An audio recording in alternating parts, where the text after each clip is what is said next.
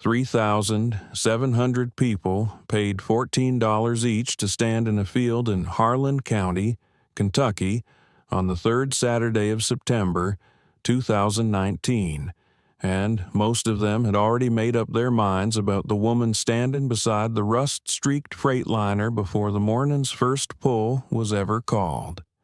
She was 53 years old, and her name was Darlene Combs, and she had driven that truck 91 miles from a hollow in Leslie County, where the road doesn't have a number on most maps, and she had paid the entry fee in cash, 2 20s folded over once, and handed to a teenager at a folding table without a word, and she had backed that truck into the staging line at 7:15 in the morning, while most of the professional rigs were still unloading off their trailers.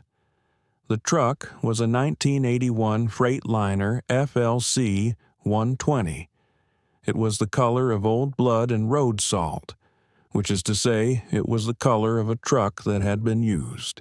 The hood had a crease in it from a fence post that had disagreed with the truck sometime in the 1990s, and the crease had never been addressed because the crease didn't affect the engine. The lettering on the door was hand-painted in the kind of white that had yellowed at the edges. The name of her father's hauling business, still there after 30 years, because Darlene had never seen a reason to paint over it. There was a section of the frame rail above the driver's rear axle where someone had welded a repair plate, and the weld was clean and competent and utterly without cosmetic consideration. It looked like what it was, a truck that had been fixed by someone who cared whether it ran, not whether it impressed anyone standing 20 feet away. The rig, 2 spots down in the staging line, was a purpose-built pulling truck that had been constructed by a fabrication shop in Knoxville for a team with 3 sponsors and a trailer that cost more than most of the houses within 15 miles of where they were standing. The truck was called Appalachian Thunder, which was painted on the door in a font that had been designed by someone who charged money to design fonts, and the paint job was a gradient from deep blue to silver that shifted color when the light hit it from different angles. The team had 4 crew members in matching shirts. The engine in that truck had been built to a budget of $230,000, and the people who built it knew exactly what they were doing, and the truck had won 11 sanctioned events in the previous 2 seasons. It deserved its reputation. It had earned its confidence.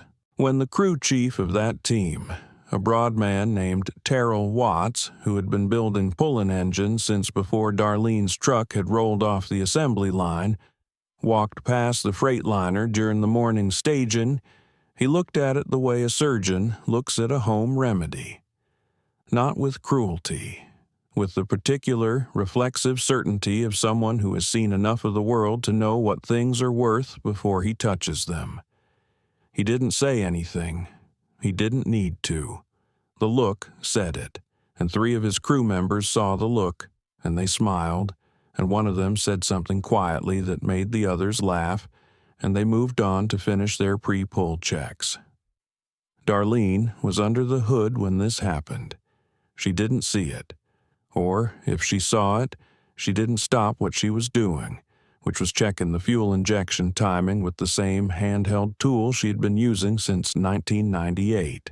Most of those 4,200 people would have agreed with Terrell Watts if you had asked them at 8 in the morning. By 3 in the afternoon, every single one of them would have been wrong. Now, I need to stop here and explain something, because without understanding who Darlene Combs was before she ever drove that truck into a staging line, the rest of this story is just a pull result on a September afternoon. And it is not just a pull result. It is something else entirely. Her father's name was Harmon Combs, and he had started the hauling business in 1963 with a single truck he'd bought from a mining company that was liquidating equipment, and he had built it to 4 trucks by 1971 and back down to 2 trucks by 1984, when the coal economy in eastern Kentucky did what it periodically does, which is collapse in a way that takes everything around it down, too. Harmon had kept those 2 trucks running through the collapse by doing the maintenance himself, every bit of it, in a machine shed behind the house that he had built with his brother-in-law over 2 weekends in 1969. The machine shed had a concrete floor and a wood stove and a hydraulic lift that Harmon had assembled from a kit, and it was the place where Darlene had spent most of her childhood. She was not the only child, but she was the one who stayed. Her brother had gone to Lexington for college and had built a different kind of life, and Darlene did not begrudge him that. But she had looked at the machine shed and the trucks and the land, and had made a different calculation. She had gotten her CDL at 18, her Class A endorsements at 19, and had been running loads for her father's business before she was old enough to drink. She had learned engines not from a curriculum but from necessity, from being on the side of a mountain road at 2 in the morning with a truck that wouldn't start and a load that needed to be somewhere by 6, and having to figure it out with what was in the toolbox and what was in her head. Harmon had taught her the way that knowledge gets transmitted in machine sheds and barns and the undersides of trucks, without ceremony, without formal instruction, through proximity and repetition, and the occasional correction delivered by putting a hand over a hand and showing rather than telling. He had a saying that Darlene had heard so many times it had stopped sounding like a saying and had become simply a fact. An engine that won't pull is an engine that doesn't trust you yet. He meant that most mechanical failures were relationship failures, failures of attention and maintenance and understanding, not catastrophic failures of the machine itself. He meant that if you knew an engine well enough, it would tell you what it needed before it needed it. He was right, and Darlene had spent 30 years proving he was right, and she had never once needed to say so out loud. Harmon died in the winter of 2014.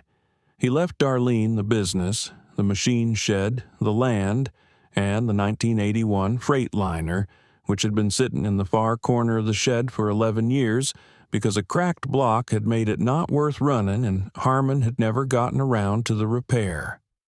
Most people would have sold it. Her brother suggested she sell it.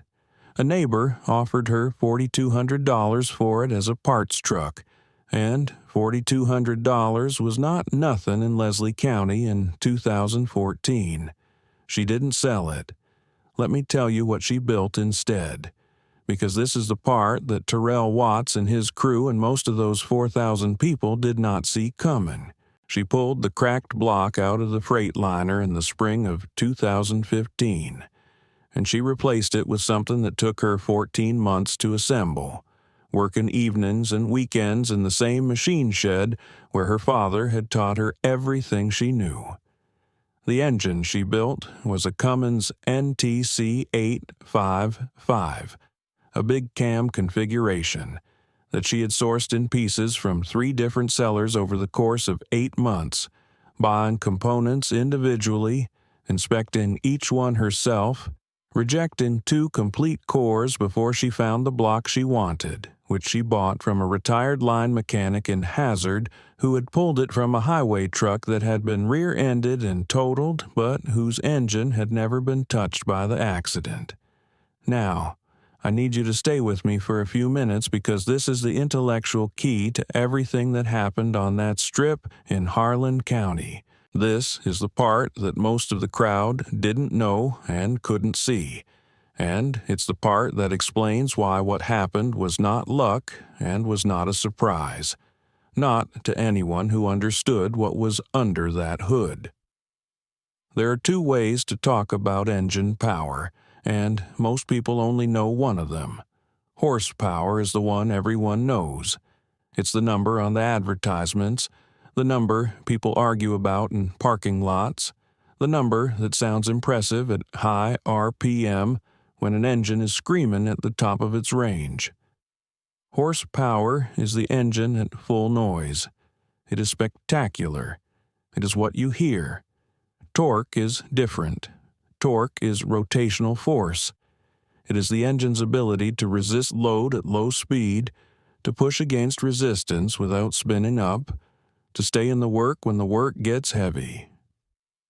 Torque is what you feel. And in a truck pull, where the sled gets progressively heavier as it moves down the track, and the truck has to keep moving forward against continuously increasing resistance, torque is not one of the things that matters.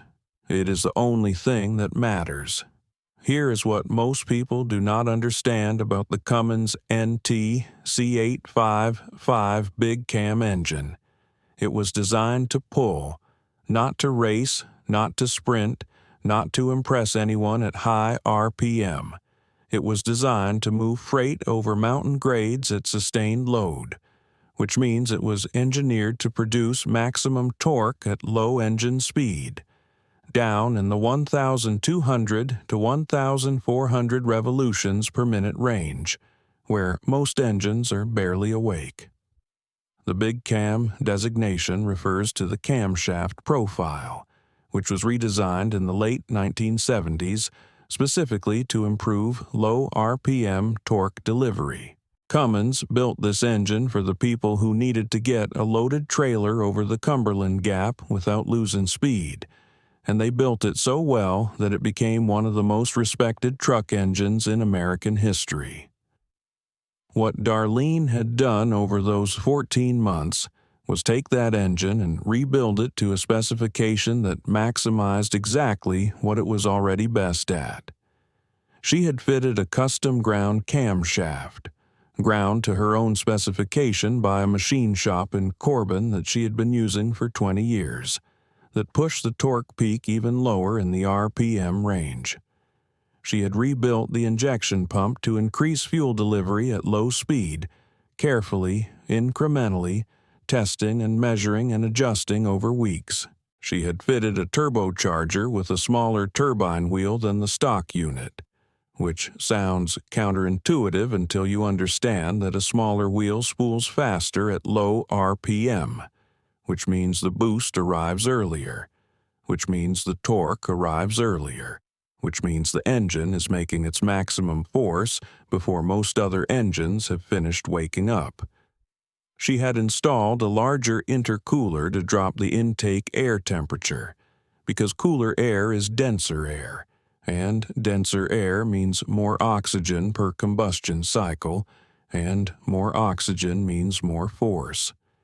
She had done all of this herself, in a machine shed in a hollow in Leslie County, working by the light of 2 trouble lights and a floor lamp she had run an extension cord to from the house. She had kept a composition notebook on the workbench where she recorded every measurement, every adjustment, every test result. The notebook had grease on the cover and a coffee ring on the first page and 47 pages of handwritten data inside it. The total cost of the engine rebuild, including the block, the components, the machining, and the parts, was $11,400. Think about that number for a second. $11,400 set against the $230,000 in Terrell Watts's engine bay, and what Darlene had built was not a compromise. It was not a budget approximation of what the professional team had done. It was a fundamentally different philosophy of force, executed with the precision of someone who had spent 14 months in conversation with the machine until the machine trusted her. The morning of the pull, she arrived at the fairgrounds in Harlan County at 6:45, an hour before the staging area opened, and she backed the Freightliner into position herself without a spotter. She checked the tire pressure on all 4 drive axles. She checked the fuel filter housing for water. She checked the injection pump timing with the same tool she had been using since 1998.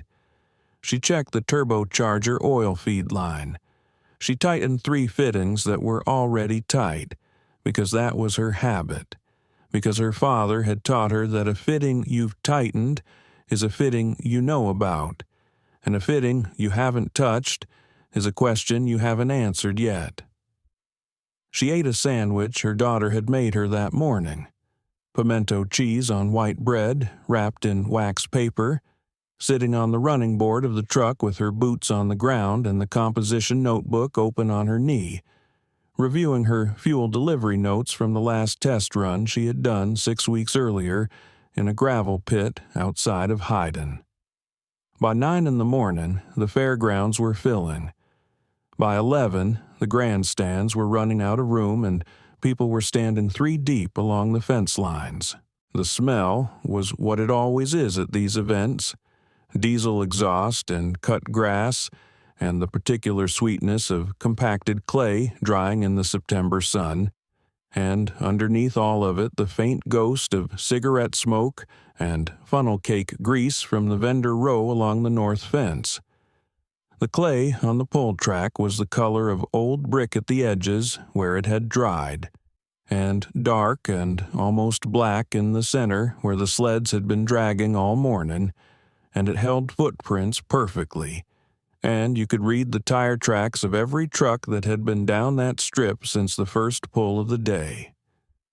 There was a boy, maybe 10 years old, who had stationed himself at the corner of the fence closest to the staging area, and he had been there since before the first pull was called, and he was watching the Freightliner with the focused attention that children sometimes give to things that adults have decided aren't worth watching.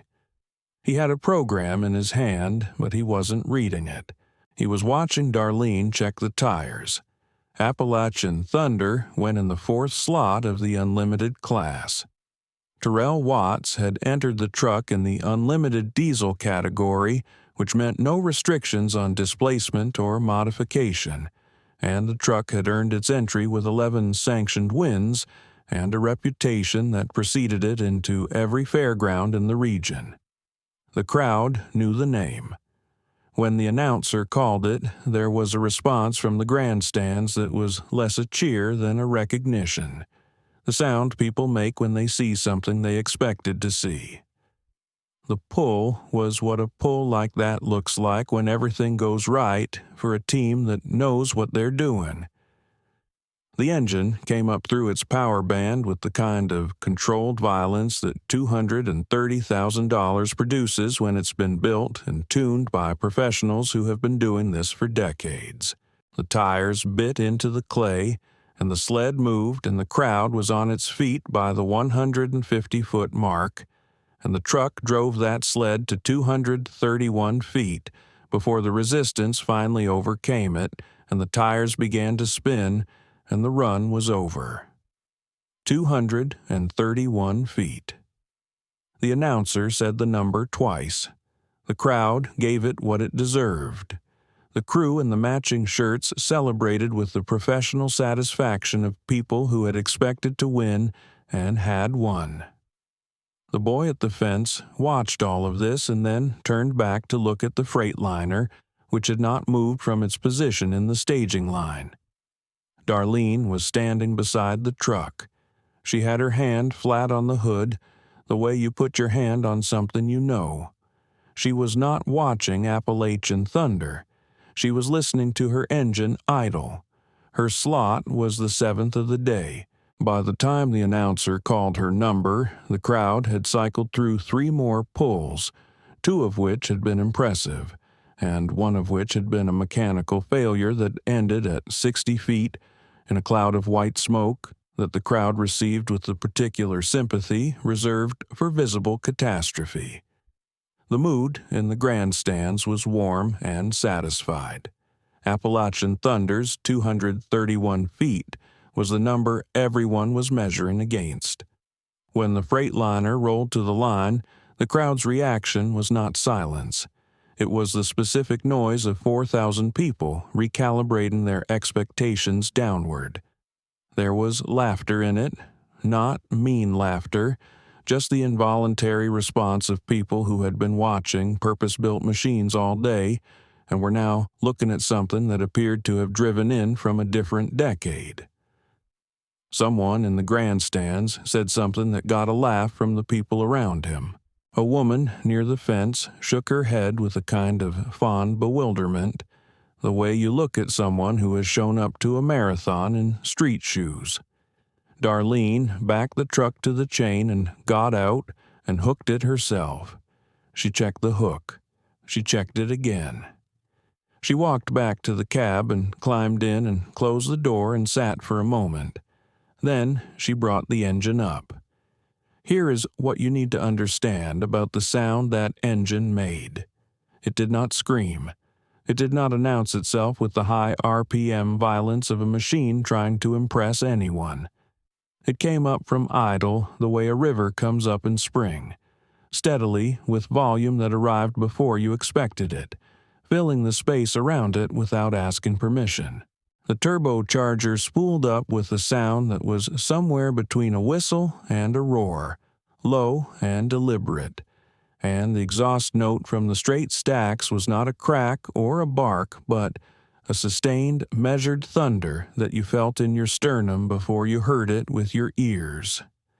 The crowd, which had been laughing, stopped laughing. Not all at once. In a wave, from the fence line outward to the grandstands, the way a field of grass goes quiet when the wind changes direction.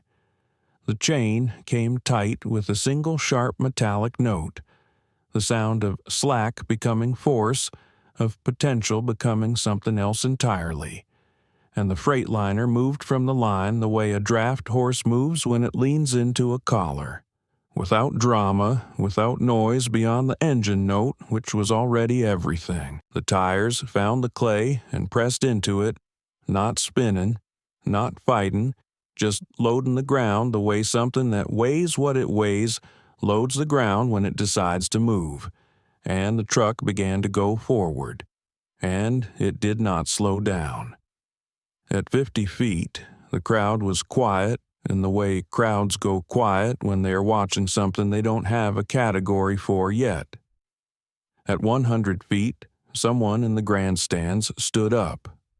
Not the whole grandstand. One person, the way one person stands up when they see something coming that they want to see better. The sled was loading. You could see it in the way the truck's suspension crouched, the rear axles pressing down into the clay, the frame carrying the weight the way a frame carries weight when the weight is real. Not with drama, but with the visible physics of force being transmitted through steel that was built to transmit it. The exhaust stacks were throwing black at the top of each combustion cycle. Not the rolling black of a rich-running engine, but the sharp, intermittent black of an engine working at the edge of its fuel delivery. Every injection cycle doing exactly what it was supposed to do. The turbocharger keeping the boost where Darlene had calibrated it to be, down in the low RPM range where the torque lived, where she had spent 14 months building it to live. At 150 feet, the grandstands were coming up, not one person now. Rows of people standing the way people stand when they can't sit anymore, when what they're watching won't let them stay seated. At 200 feet, the truck was still moving at the same speed it had been moving at 50 feet. This is the thing that is almost impossible to explain to someone who hasn't seen it. The sled resistance at 200 feet is not the same as the sled resistance at 50 feet. It is multiples heavier. The machines that had gone before this one, the machines with the sponsor logos and the professional crews and the engines built to budgets that would have bought a house in Leslie County, had all slowed as the resistance climbed, had all reached a point where the power band couldn't hold the load, and the tires had broken loose or the RPMs had fallen out of the range where the engine made its power. That is what high RPM horsepower does under progressive load. It reaches its limit, and it tells you it has reached its limit. The Freightliner did not slow down. At 231 feet, Appalachian Thunder's number, the number the crowd had been measuring everything against since 11 in the morning. Darlene's truck passed the marker without any change in engine note, without any change in speed, without any visible acknowledgement that 231 feet was a number that was supposed to mean something. The engine was running at 1,310 revolutions per minute. It was making its maximum torque. It had been making its maximum torque since approximately the 30-foot mark, and it was going to keep making it until the physics of the situation changed, and the physics of the situation had not changed. The crowd made a sound. I want you to understand that the laughter had stopped. Not the polite cessation of laughter when something becomes serious, but the complete, instantaneous silence that happens when 4,000 people simultaneously realize they have been wrong about something and are in the process of being corrected by the thing itself. And then, from that silence, the sound that came up was not a cheer in the conventional sense. It was something more involuntary than a cheer. It was the sound people make when they witness something that restructures their understanding of what is possible, and the restructuring happens faster than they can process it, and the sound comes out before the processing is complete. At 250 feet, the grandstands were standing. All of them. The boy at the fence had both hands on the top rail, and was leaning forward so far that his feet had come up on the lower rail, and his face had the expression children's faces have when they are watching something they will remember for the rest of their lives without knowing yet that they will remember it. At 268 feet, the Freightliner reached the end of the track. Not because it had run out of force, because it had run out of track. The sled hit its stop, and the run was over, and the truck sat there at the end of the pull strip with the engine still running at 1,310 revolutions per minute. The exhaust stacks still throwing their measured black, the tires still pressed into the clay with the patient certainty of something that had not finished yet and was only stopping because the rules required it. Full pull. 268 feet. The full length of the track. The announcer said the distance, and then said it again. And the second time he said it, his voice had something in it that announcers' voices don't usually have, which was the sound of someone who has been doing a job for a long time and has just seen something he did not expect to see. Darlene pulled the truck off the strip and backed it into the staging area, and turned off the engine and sat in the cab for a moment. Then she got out and walked to the front of the truck and put both hands on the hood and stood there with her eyes closed for 3 or 4 seconds, which was the closest she came to celebration. She checked the tires. Terrell Watts came over 20 minutes later. He came alone, without the crew, which was the right way to come. He stood beside the Freightliner and looked at it for a moment, and then looked at Darlene, and he said, "What are you running in there?" She told him, NTC 855, big cam, custom cam grind, modified injection pump, small wheel turbo, oversized intercooler. She gave him the numbers without drama, the way you give someone directions to a place they've asked to find. He was quiet for a moment. Then he said, "You build that yourself?" "In my dad's shed," she said. He put his hand on the frame rail above the rear axle, on the repair weld, and he looked at it. "That's a clean weld," he said. "My dad taught me," she said. He nodded. He looked at the engine compartment for another moment, and then he looked at her and said, "I've been building engines for 31 years. "I know," she said. "I've seen your work." He nodded again.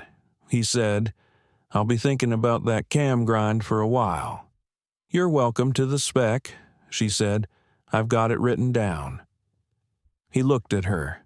Something moved across his face that was not quite surprise and not quite respect, and was probably both of them at the same time. He said, "I might take you up on that." Then he shook her hand and walked back to his trailer. The boy from the fence found her while she was loading the truck for the drive home.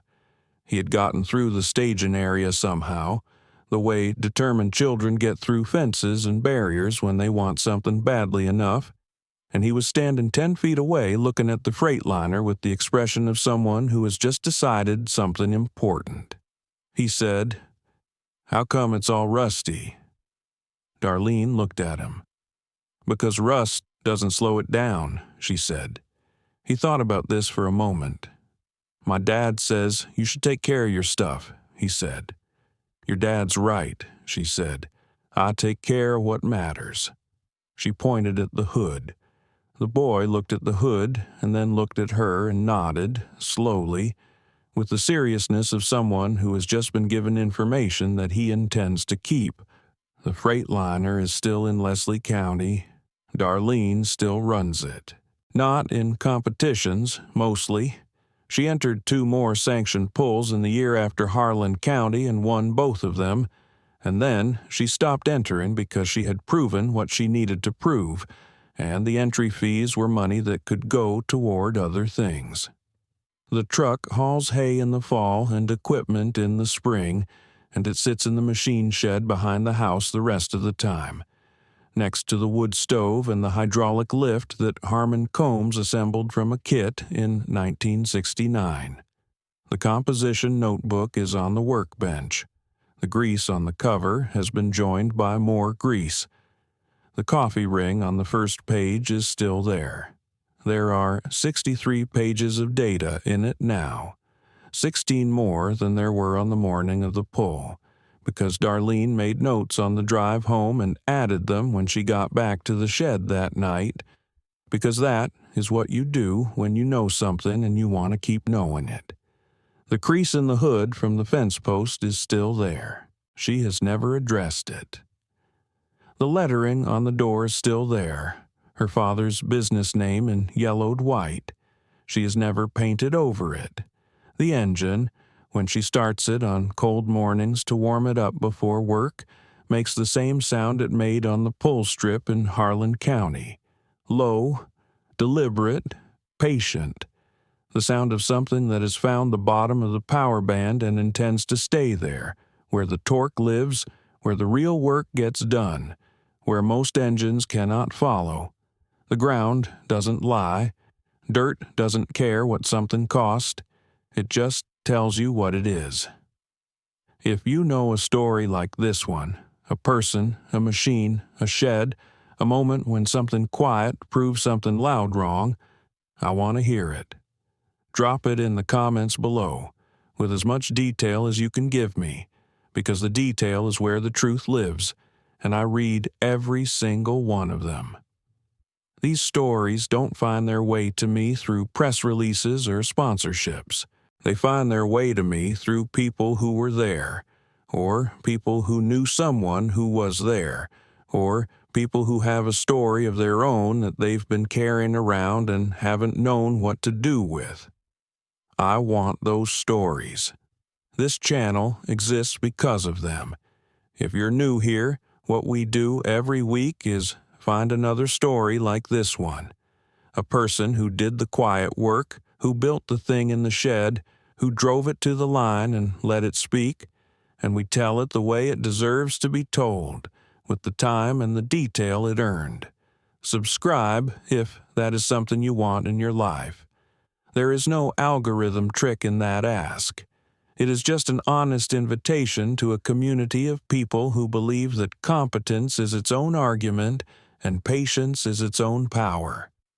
And if this story hit you the way it hit the people standing in those grandstands in Harlan County, if it reminded you of someone, or something you built, or something your father taught you in a shed somewhere, pass it on.